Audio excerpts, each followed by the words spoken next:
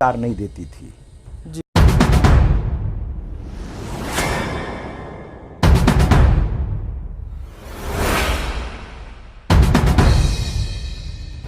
तो इस तरह सरकार ने आम जनमानस का ख्याल नहीं रखा है। सरकार को हृदय कुंठित हो रहा है। लोगों का विश्वास परमात्मा से उठने को आया है कि ये कैसा कलिकाल कि लोग आध्यात्मिक जगह बनाते हैं, मंदिर बनाते हैं, और आप मंदिर को रोकने की बात कर रहे हैं। हिंदुत्व की बात करती है जी। और हिंदुत्व के ऊपर ही कुठाराघात कर रही है। गवर्नमेंट किसी भी तरह की जोर जबरदस्ती करती है तो जोर जबरदस्ती होने देना। शताब्दियों सहस्त्र वर्षों ऋषि मुनियों ने महान परंपराएं करी। आध्यात्मिकता के ऊपर कुठाराघात करके आप कुछ पर्सनली बापूजी के साथ द्वेष रख के, बड़े गणमान्य नेता लोग हैं, वो आंखों में पट्टी बांध देते थे जब आश्रम में माथा टेकने आते थे, गुरुदेव के चरणों में आके शीश नवाते थे। देव की आज्ञा हुई थी कि बाला साहब ठाकरे जब बीमार थे तो बोले इनको वैद्य लेके जाओ, वो दवा से बीमारी उनकी ठीक नहीं होगी और ये हमारे वैद्य उनको दवा देंगे। और यकीन मानिए बाला साहब ठाकरे के यहाँ हमारे वैद्य गए थे और उनको सब दवा दिए और उनको काफ़ी राहत मिला और उसके बाद कई साल वो जीवित थे। तो बद ये कि बापूजी कुर्सी में बैठे हैं और उनके चरणों में बैठ के नरेंद्र मोदी जी, शायद ये तो वीडियो भी होगा, कितना गुजराती क्यों भाई, वहाँ जो हो नहीं सकता, इंसान चाहे तो क्या कर नहीं सकता। बिल्कुल। एक छोटा सा कीड़ा पत्थर में घर करे तो तुम क्या नहीं कर सकते। तो आपने सोई हुई शक्ति को जगाओ और सरकार को सावधान करो। नमस्ते, जय श्री राम दोस्तों। आज अगर हम बात करें अपने देश की वर्तमान स्थिति को, तो दिन पर दिन व्यभिचार, भ्रष्टाचार से लेकर के नई नई खबरें आती रही हैं और इसी समय में एक और चौंकाने वाली खबर हमारे सामने आई है। उसी टॉपिक पर बात करने के लिए हमारे साथ जुड़े हुए हैं माननीय विशाल गुप्ता जी, जो कि हमारे परहित चैरिटेबल ट्रस्ट के अध्यक्ष हैं और इसमें ये समाज कार्य में गरीब लोगों की सहायता और करते रहे हैं और भी करते हैं, आगे भी करते रहेंगे, जो कि काफ़ी सराहनीय है।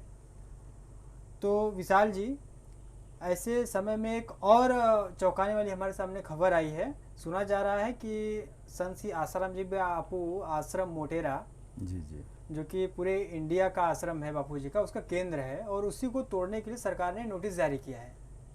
नोटिस ये आया है कि 5 दिन में आश्रम को तोड़ दिया जाएगा और इस नोटिस से काफ़ी दिलों, लाखों करोड़ों दिलों आहत हुई हैं, काफ़ी लोगों को चोट पहुंची है। तो ये दिन भर रोज देखेंगे तो नई नई वीडियोस आ रही हैं सामने और ट्रेंड्स चल रहे हैं ट्विटर पर। एक तरफ से मैं आपको कहूँ तो कहीं ना कहीं पूरी की पूरी जनता सरकार के विरोध में खड़ी हो गई है। तो क्या कहना चाहेंगे आप इसके ऊपर?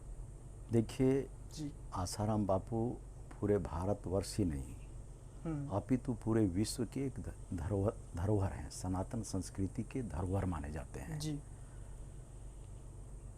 आम जनमानस बापू के लिए क्या सोचती है, क्या समझती है, सरकार अगर इसमें विचार की होती तो इस तरह की नोटिस कदापि सरकार नहीं देती थी।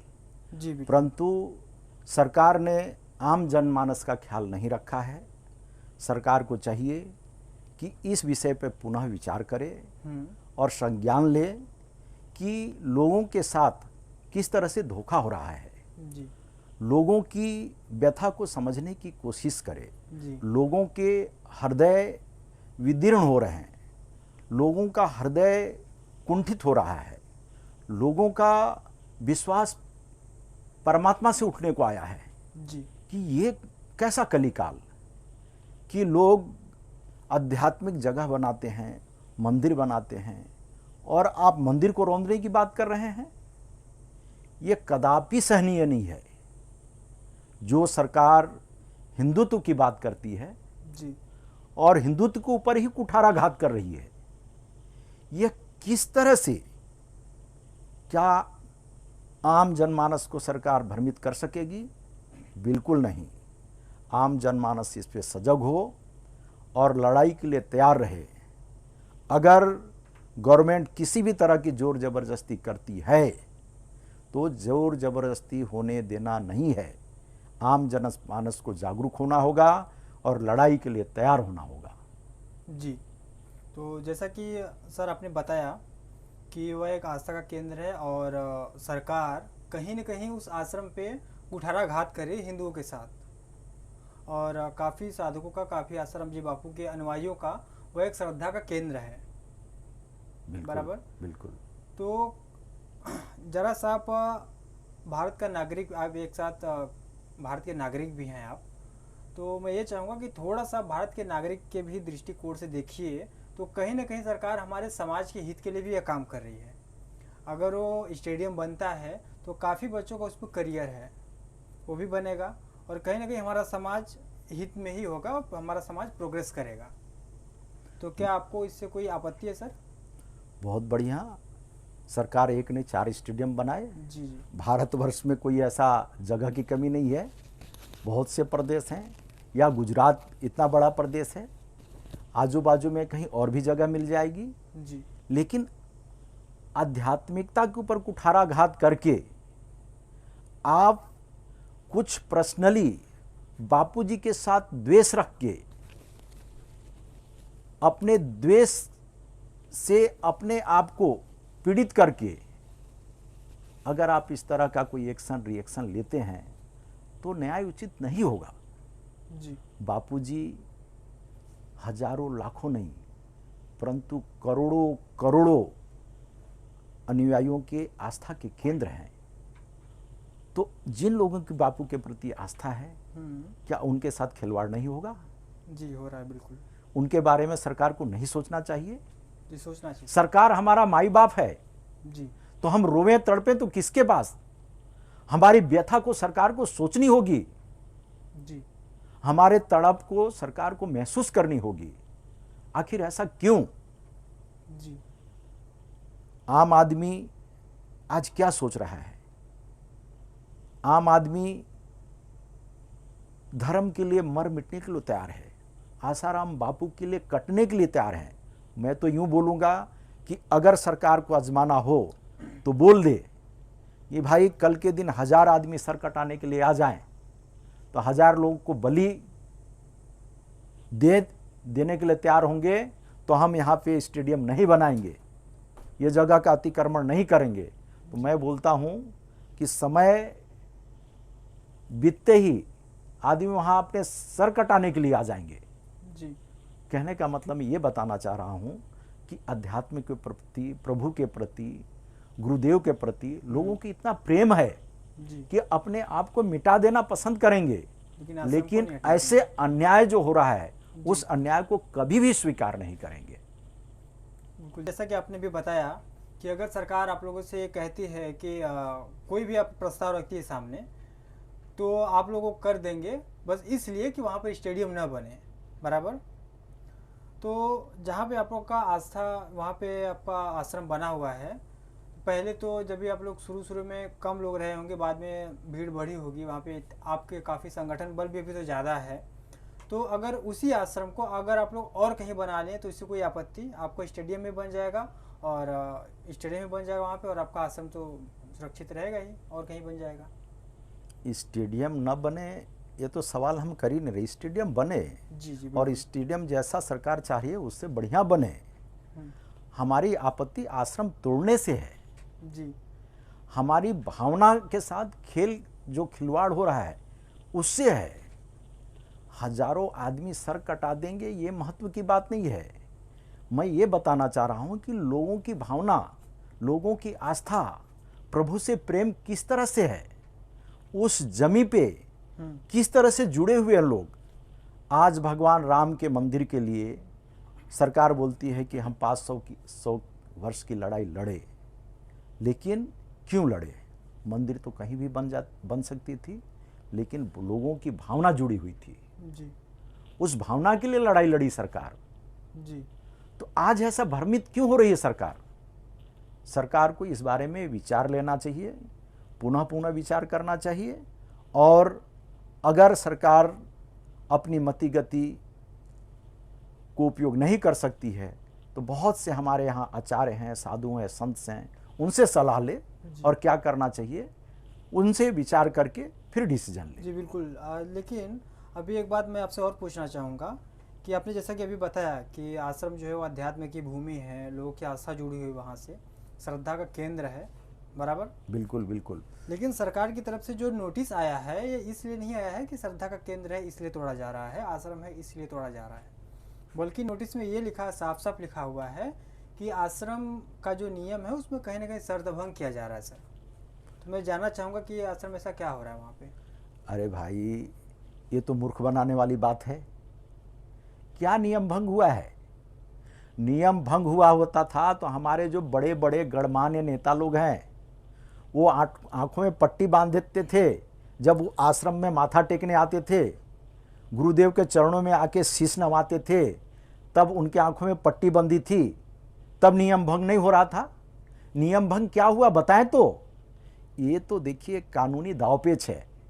उनको मालूम है कि आम जनमानस विरोध में खड़ा हो जाएगी अगर हम बोलेंगे कि हमें स्टेडियम बनाना है, इसके लिए हम आश्रम तोड़ रहे हैं, तो ये इनके मुंह पे कालिक पूज जाएगी जी। इससे बचने के लिए ये पर्दा डाल रहे हैं।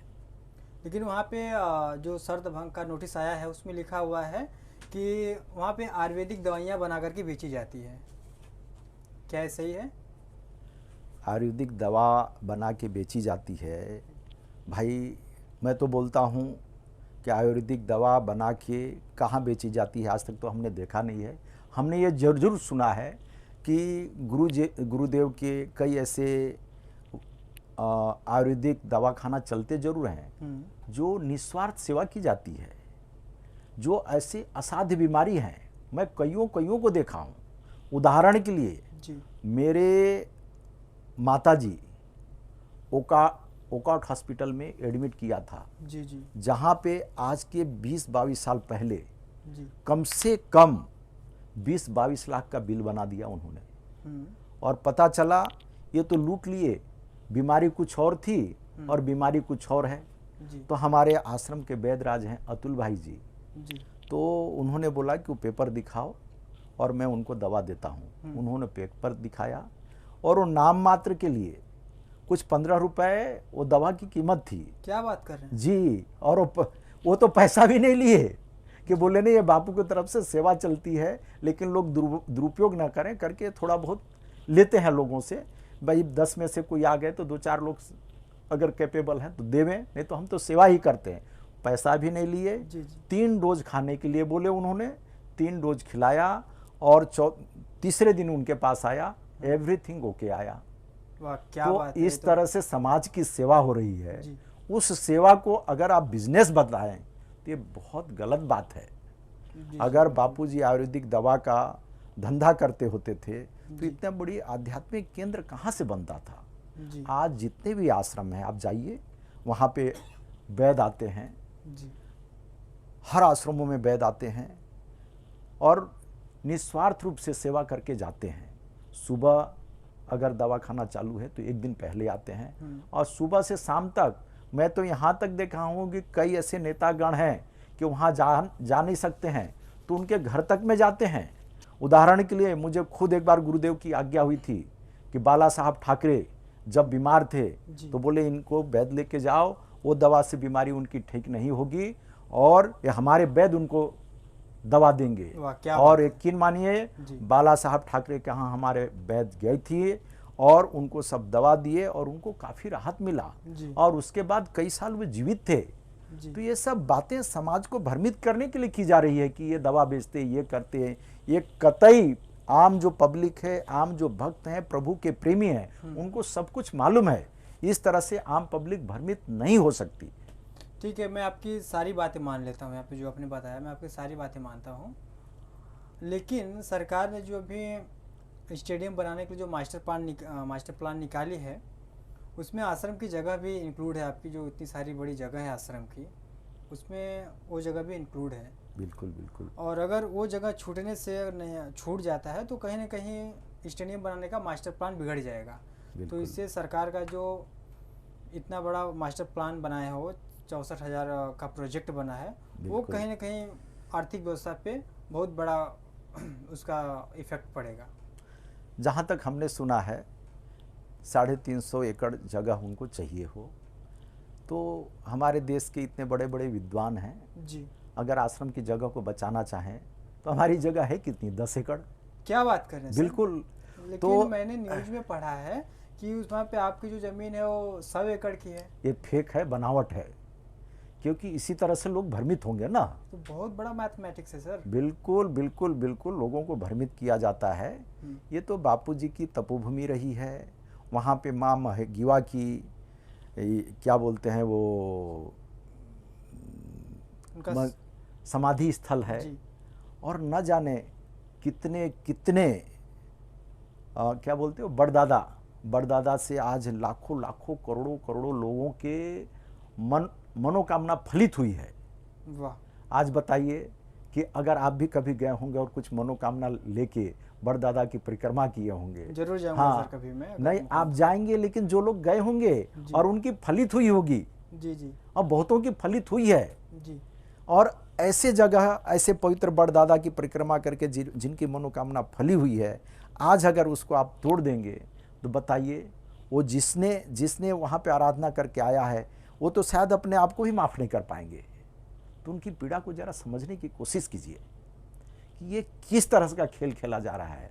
सरकार से मेरी तो करबद्ध यही विनंती है कि आप इस बात को विचार करें, लोगों के भावना के साथ न खेलें।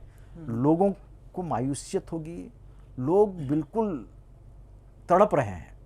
मैंने सुना है, कईयों से बात हुआ है, कई माताएं बहनें बिलख रहे हैं, बच्चे तक रो रहे हैं। कई बच्चे तो मुझे ऐसे बोले कि मोदी जी तो इतने योग्य हैं, तो इनको ये बात समझ में नहीं आती है। फलाने नेता तो बापूजी के आगे नतमस्तक होते थे। फलाने नेता मतलब कौन से नेता? भाई कौन नेता नहीं आए हैं? अटल बिहारी वाजपेयी को ले लीजिए जी, मोदी जी को ले लीजिए, हमारे रक्षा मंत्री हैं राजनाथ सिंह, उनको ले लीजिए, अमित शाह जी को ले लीजिए। तो ऐसा लोग मतलब आश्रम जी बापू के पास गए हैं लोग? साहब आश्रम की बापूजी के पास गए नहीं, बल्कि उनसे फल अपने आप को फलीभूत करने के लिए आशीर्वाद लिया है। हमने तो हमने अपने आंखों से देखा जी जी कि माननीय मोदी जी अहमदाबाद आश्रम में जब आए थे, बापूजी के आश्रम में गए थे। बिल्कुल मोटेरा पूज्य आसाराम बापूजी के आश्रम में आए और गेट में अपनी गाड़ी रुकवा दी कि मैं यहाँ से पैदल जाऊंगा। ये संत का दरबार है, यह तपोभूमि है जी, ये ऋषि मुनियों की जगह है। कई पूर्वज ऋषि मुनि यहाँ पे जप तप किए हैं, ऐसे देवभूमि है। और अपने गाड़ी से उतरे हैं और उसको माथा टेके हैं और उस धरती को चुम्बन किए हैं जी। और मैं अपने आंखों से देखा हूँ कि बापूजी कुर्सी में बैठे हैं और उनके चरणों में बैठ के नरेंद्र मोदी जी, शायद ये तो वीडियो भी होगा, कितने उनके चरणों में बैठ के और कुछ सलाह मशविरा किए हैं, आशीर्वाद लिए हैं। और वहाँ से जिस तरह से गए थे उसी तरह से वो आश्रम से बाहर आए हैं। ये तो सुनकर के मुझे भी काफ़ी आश्चर्य हुआ कि हमारे जो प्रधानमंत्री हैं माननीय मोदी जी, वो स्वयं गए हैं आप बापू जी के आपके चरणों में, वहाँ पे गए हैं, पैदल गए हैं। This is a very soft message. But ये वही प्रधानमंत्री तब भी थे जो कि गए थे, और वही प्रधानमंत्री आज भी हैं जो उस आश्रम को तोड़ रहे हैं। तो इसके पीछे क्या कहना चाहेंगे आप? नहीं, हम तो एक ही कहना चाहेंगे, और ये जग जाहिर है कि सत्ता जब आती है जी, तो आदमी अहंकार में सही और गलत में भेद नहीं कर पाता है। खेल होना चाहिए, लेकिन आध्यात्मिक जगत एक अलग है जी। अध्यात्म के बिना समाज अधूरा है, संसार अधूरा है, और अध्यात्म के बिना कुछ भी संभव नहीं है। जी बिल्कुल। और एक बात मैं आपसे और पूछना चाहूँगा कि आपने भी बताया कि आपके आश्रम में काफ़ी सेवा कार्य भी होते हैं, लोगों को शांति मिलती है, बर्ड बादशाह है, और कुछ बहुत सारे अपने चीज़ बताई थी मुझे। तो एक बार क्या आप बता पाएंगे कि आपके आश्रम में क्या क्या सेवा कार्य और होते हैं? अरे भाई, ये तो दुनिया को मालूम है। बहुत से लोग ऐसे हैं जी कि जो कई आश्रमों में हमारे आते हैं, दिन भर आएंगे, भोजन प्रसाद लेंगे, ध्यान भजन करेंगे और जाते जाते दक्षिणा भी लेके जाएंगे। वाह, इसको मतलब कौन सा क्या है? ये तो एक चीज हो गई। जी। कई आश्रम में हमारे ऐसे होते हैं कि आश्रम के 1 तारीख, 5 तारीख, 10 तारीख को फिक्स है, जहाँ पे उनको अनाज दिया जाता है। 5 किलो अनाज, 5 किलो गेहूँ, कुछ दाल, मीठा तेल, नमक, शक्कर, इस तरह की अनाज राशन उनको दिया जाता है। क्यों? क्योंकि परम पूज्य संत शिरोमणि आसाराम जी बापू का जो हृदय है आम जनमानस के लिए है। जैसे हमारे धर्मों में बोला गया है कि दरिद्र नारायण, तो गरीबों को नारायण के रूप में देखते हैं हमारे गुरुजी जी। आज उनकी सोच देखिए कैसा है। तो ये सब तो सेवा करा अभी बंद हो गए होंगे क्योंकि बिल्कुल बिल्कुल बंद कैसे होंगे? डंके के चोट पे जो समितियां हैं, बापूजी के साधक हैं जी, खैर नहीं जो बंद हो जाए। सभी जगह आज भी सेवा चल रहे हैं। मीडिया उस बात को नहीं बताती है, नहीं दिखाती है जी। ये अलग वाक्य है, परंतु सेवा कार्य यथा स्थिति चल रही है। चल रही नहीं, मैं तो बोल रहा हूँ दौड़ रही है। मतलब जैसे पहले चलती थी अभी भी वैसे ही चल रही है। बिल्कुल बिल्कुल बिल्कुल। आज भी कहीं दिवाली होती है तो आम जनमानस के बीच में बापूजी के साधक जाके दिवाली मनाते हैं जी। लाखों नहीं, मैं तो बता रहा हूँ बापूजी के साधक करोड़ों करोड़ों लोगों के साथ आज भी दिवाली मनाती है जी। जिसमें उनको ब्लैंकेट बांटे जाते हैं, उनको कपड़े बांटे जाते हैं, नए बर्तन दिए जाते हैं, नए कपड़े दिए जाते हैं, मिठाइयाँ बांटी जाती हैं, पटाखे बांटे जाते हैं, दिया बांटे जाते हैं। क्या कुछ नहीं होता है। ये तो बहुत ही बढ़िया सेवा आपका, आध्यात्मिक के साथ साथ तो समाज कार्य भी हो गया आपका। अरे भाई, लेकिन ये सब देख के अपने आप को जगाने वाली बात होनी चाहिए ना, न कि ये नकारात्मक बात फैला के आप समाज को क्या देना चाहते हैं, किस ओर ले जाना चाहते हैं जी। क्या ये सब अगर आश्रम वहाँ टूटेगा तो हजारों हृदय, लाखों हृदय विदीर्ण होंगे जी। वो कुंठित हो जाएंगे। तो सरकार उनके साथ ऐसा खेल क्यों कर रही है? यह खेल नहीं होना चाहिए जी। तो सर एक बात और पूछना चाहूँगा आपसे। आपने जो भी बताया काफ़ी अच्छे तरीके से बताया। एक बात और पूछता हूँ मैं आपसे कि हमारा देश का जो इकोनॉमिकली जो व्यवस्था है वो कितना आगे है, और क्या आज हमारे देश में कोई कर्जा है या नहीं है? देखिए, सरकार के तरफ से तो विकास विकास बोला जाता है जी। है, कई क्षेत्रों में सुधार है जी जी। परंतु कर्जा नहीं, ऐसा कैसे बोल सकते हैं? कई बिलियन डॉलर हमारे देश के ऊपर कर्जा है और कर्जा का निवारण तो तभी हो सकता है जब आप ऐसे देवभूमि की पूजा करो जी। साधु संतों के आगे नतमस्तक हो जी। तभी ये कर्जे निपटेंगे। अगर ऐसे आप भ्रमित हो जाएंगे तो देश को तो और आप पताल में ले जाएंगे जी। इसके लिए सरकार को साधु संतों के साथ खेल नहीं खेलना चाहिए। मैं बार बार यही बात बोलूँगा। और कुछ वहाँ पे जो चूज किया गया है जगह, उसके बारे में आपका क्या कहना है? नहीं, जगह देखिए, हम यही बोलेंगे, मोदी जी गुजरात से प्रेम करते हैं, हमारे प्रधानमंत्री गुजरात से प्रेम करते हैं। उन्होंने मोदी स्टेडियम बनाया है, उसको भव्य रूप देना। मोदी स्टेडियम, उसका तो नाम जवाहर स्टेडियम था। वो था, कोई ज़माने में था जी। परंतु अब उनका प्रदेश प्रेम के साथ साथ अपना एक मान सम्मान का उनका कुछ ऐसा पुष्प खिला है जी। तो मान तो बड़े बड़े राजाओं को कहाँ से कहाँ नहीं ले गया। और मेरे को लगता है शायद इसके पीछे यही कारण है कि वहाँ पे स्टेडियम बनना चाहिए और उनका नाम होना चाहिए। इस बात को ध्यान में रखा गया है। परंतु कहते हैं एक साधे सब सधे, सब साधे सब जाए, तो उनको ध्यान देना चाहिए कि उस पराशक्ति परमेश्वर को इस तरह से आध्यात्मिक भूमि के साथ खेल करके उनके साथ खिलवाड़ किया जाएगा तो इस तरह का खेल न खेला जाए। मेरी यही विनंती है कि हमारी पीड़ा, हमारी व्यथा को समझें और स्टेडियम बनाना है भले वहाँ बनाएं, लेकिन आश्रम की जगह को सुरक्षित रखें। या फिर पूरे देश की बात है, पूरे देश की स्वाभिमान की बात है, उस आश्रम की जगह को ध्यान में रखते हुए स्टेडियम कहीं और शिफ्ट कर दें। जी। बोलते हैं कि भाई सेंटर पॉइंट में होना चाहिए, पूरे देश का सेंटर पॉइंट होना चाहिए। बिल्कुल बिल्कुल। तो हो सकता है और भी प्रदेश हैं। हाँ, अपना सेंट्रल में तो मध्य प्रदेश आ सकता है जी, मध्य प्रदेश में ले जाएं, छत्तीसगढ़ में ले जाएं, जी। और हो सकता है यूपी में भी ले जाएं। जी हाँ, तो यूपी को भी बहुत चाहते हैं। बिल्कुल गुजराती ही क्यों भाई, वहाँ पे तो यूपी तो देवभूमि बोला गया है। बिल्कुल हाँ। बिल्कुल। यूपी में अपना काशी है, अयोध्या है, मथुरा है। बिल्कुल बिल्कुल। जी और मुझे लगता है आम जनमानस को इससे कोई फर्क नहीं पड़ेगा, जी लेकिन आप व्यक्ति विशेष की आकांक्षा को महत्व देंगे तो फर्क जरूर पड़ेगा। जी। तो यहाँ पे गुजरात के बारे में इतना आपने बताया है, जो एक छोटा सा मैं और जानना चाहूँगा कि वहाँ की अर्थव्यवस्था के साथ साथ वहाँ पे पानी की और पर्यावरण की क्या है, और स्टेडियम बनने से उसके ऊपर क्या फ़र्क आएगा। साहब जी देखिए, जहाँ पे आज स्टेडियम है जी वो लगभग वहाँ पे शहर के नज़दीक है, बिल्कुल। और आजू बाजू में घनी बस्ती बसी हुई है।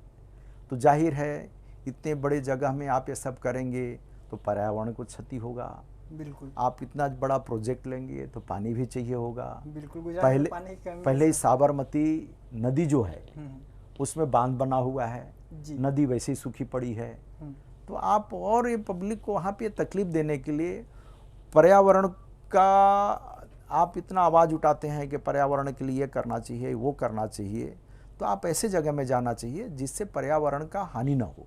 हम्म, और मैं बार बार बात बोलूँगा कि ये जो मोटेरा आश्रम है वो सिर्फ आसाराम बापू की तपस्थली नहीं है, हम्म, सतयुग त्रेता के कोई जावल ऋषि हुए हैं जी जी जो आज हमारे धर्म के रीढ़ माने जाते हैं, जावल ऋषि। जी बिल्कुल। उन ऋषि का भी वहाँ पे तपोभूमि रहा है।